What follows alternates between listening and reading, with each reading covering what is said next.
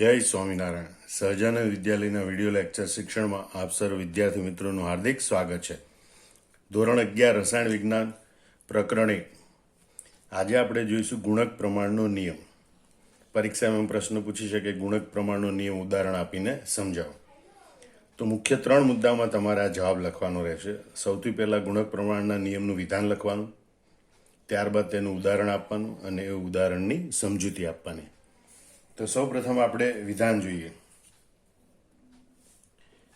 કે જ્યારે બે તત્વો વિવિધ રીતે સંયોજાય, વિવિધ અથવા તો જુદા જુદા સંયોજનો બનાવે ત્યારે એમાં એક તત્વના નિશ્ચિત દળ સાથે સંયોજાતા બીજા તત્વના વિવિધ દળ એ નાની પૂર્ણાંક સંખ્યાના ગુણોત્તરમાં હોય છે.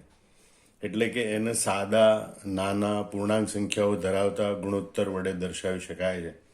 ફરીથી આ બે વિધાન યાદ રાખી લો.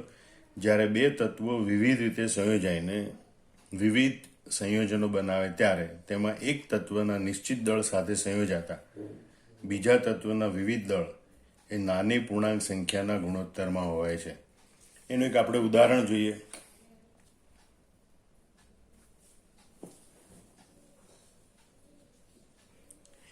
હાઇડ્રોજન અને ઓક્સિજન સંયોજાઈને બે તત્વો હાઇડ્રોજન અને ઓક્સિજન બે તત્વો એ જુદી જુદી રીતે સંયોજાય તો એક સંયોજન તરીકે પાણી, બીજા સંયોજન તરીકે હાઇડ્રોજન પેરોક્સાઇડ બનાવે છે. આમ હાઇડ્રોજન અને ઓક્સિજન એમ બે તત્વો સંયોજાઈને બે જુદા જુદા સંયોજનો પાણી અને હાઇડ્રોજન પેરોક્સાઇડ બનાવે.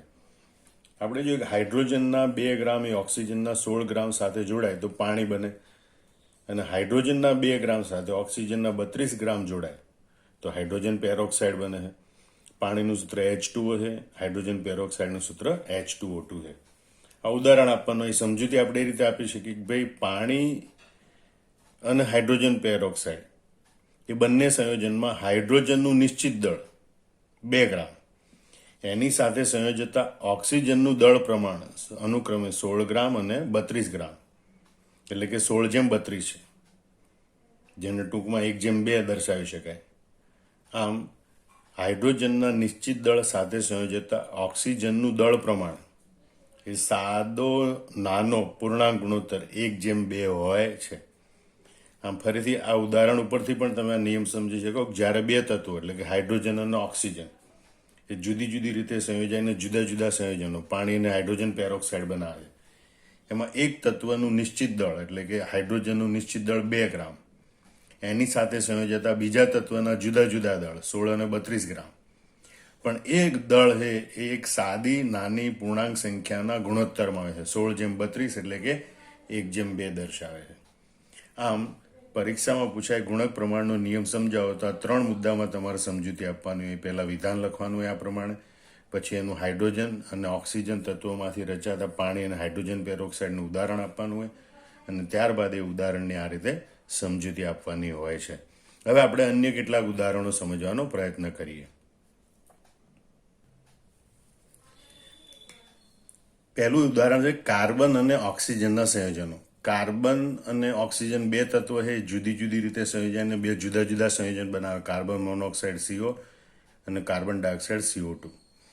એમાં 12 ગ્રામ કાર્બન સાથે 16 ગ્રામ ઓક્સિજન જોડાય તો કાર્બન મોનોક્સાઇડ બને છે, પરંતુ 12 ગ્રામ કાર્બન સાથે 32 ગ્રામ ઓક્સિજન સંયોજાય તો કાર્બન ડાયોક્સાઇડ બને છે.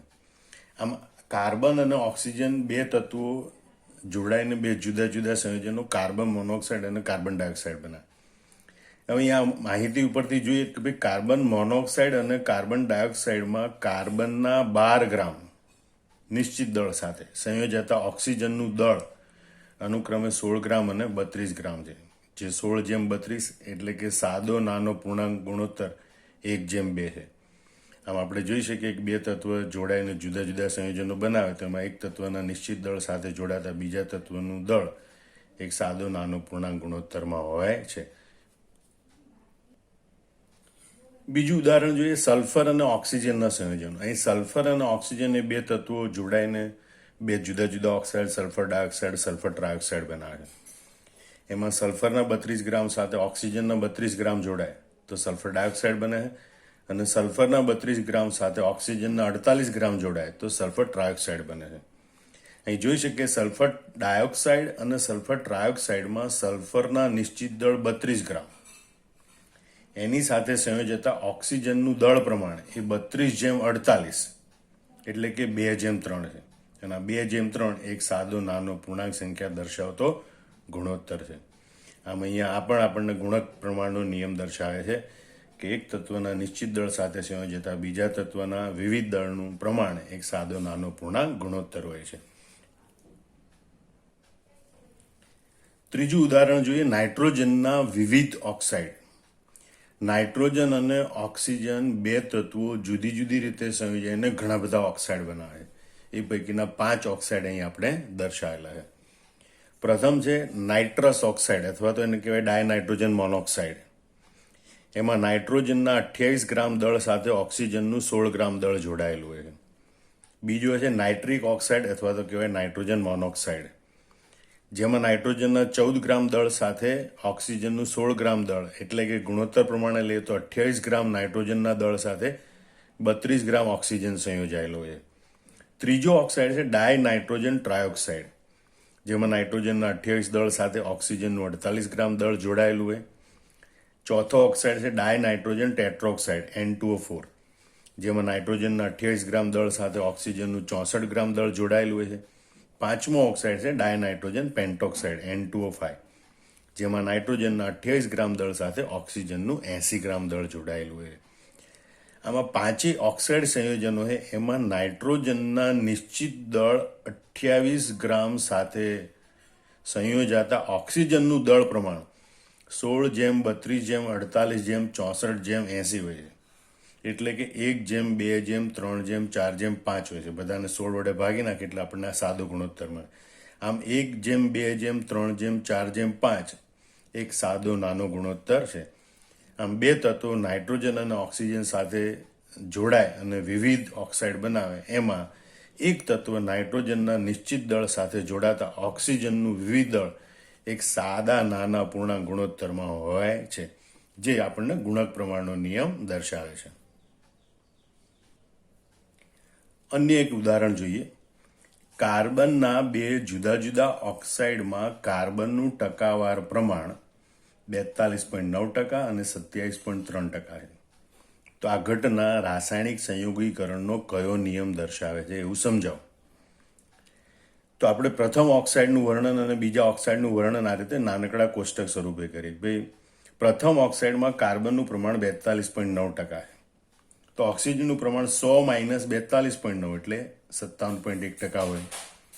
બીજા ઓક્સાઇડમાં કાર્બનનું પ્રમાણ 27.3% છે, અને એટલે ઓક્સિજનનું પ્રમાણ 100 - 27.3 એટલે 72.7% હોય.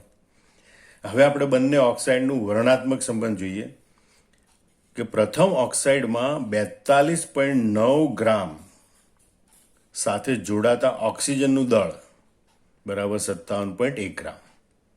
પ્રથમ ઓક્સાઇડમાં 42.9 ગ્રામ કાર્બન સાથે જોડાતા ઓક્સિજનનું દળ 57.1 ગ્રામ છે.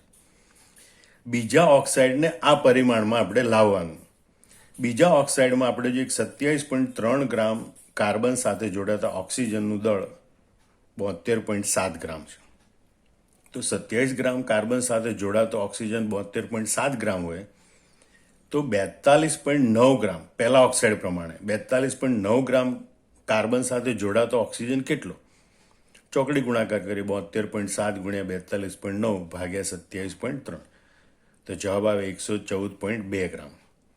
હવે આપણે બંને ઓક્સાઇડની કમ્પેરિઝન કરીએ તો કાર્બનના પ્રથમ ઓક્સાઇડ અને બીજા ઓક્સાઇડ એમાં કાર્બનના 42.9 ગ્રામ કાર્બનના પહેલા ઓક્સાઇડ અને બીજા ઓક્સાઇડમાં કાર્બનનું નિશ્ચિત દળ 42.9 ગ્રામ કાર્બન સાથે જોડાતા ઓક્સિજનનું દળ પ્રમાણ એ 57.1:114.2 હોય. 57.1:114.2 એટલે કે 1:2 છે. બંનેને 57.1 વડે ભાગો, અહીંયા 1 આવે, અહીંયા 2 આવે, એટલે કે 1:2 છે, જે એક સાદો નાનો પૂર્ણાંક ગુણોત્તર છે.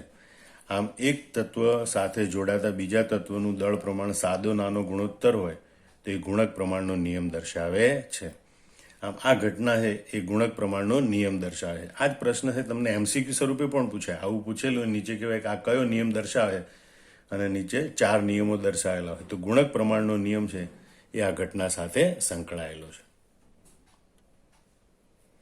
અન્ય એક ઉદાહરણ જોઈએ. ધાતુના 2 ઓક્સાઇડ, ધાતુ મેટલ, એના 2 ઓક્સાઇડ અનુક્રમે 27.6% અને 30.0% ઓક્સિજન ધરાવે છે. જો પ્રથમ ઓક્સાઇડનું અણુસૂત્ર M3O4 હોય તો બીજા ઓક્સાઇડનું અણુસૂત્ર શોધો. દાખલા તરીકે પૂછાય અથવા તો 4 એમસીક્યુ આપેલા હોય. આ જ પ્રશ્ન આપણને નીટમાં, JEEમાં, ગુજસેટમાં એમસીક્યુ તરીકે પણ પૂછી શકે. હવે આપણે ફરીથી બંને ઓક્સાઇડની પહેલાં ચર્ચા કરીએ. પ્રથમ ઓક્સાઇડ છે એમાં ઓક્સિજન 27.6% છે, એટલે 100 - 27.6 એટલે ધાતુનું પ્રમાણ 72.4% હોય. બીજા ઓક્સાઇડમાં ઓક્સિજનનું પ્રમાણ 30% છે, માટે 100 - 30 એટલે 70, તો બીજા ઓક્સાઇડમાં ધાતુનું પ્રમાણ 70% હોય. હવે આપણે જોઈએ કે પ્રથમ ઓક્સાઇડનું અણુસૂત્ર M3O4 છે, એટલે કે 3 ધાતુ પરમાણુ છે અને 4 ઓક્સિજન પરમાણુ છે. પણ એ કેટલા દળ પ્રમાણ સાથે સંકળાયેલ છે? 72.4 ભાગનું દળ, અથવા તો એમ પણ કહેવાય 72.4 ગ્રામ દળ સાથે 3 ધાતુ પરમાણુ સંકળાયેલ છે. બીજી રીતે જોઈએ તો 27.6 ભાગ અથવા તો 27.6 ગ્રામ દળ સાથે 4 ઓક્સિજન પરમાણુ સંકળાયેલ છે.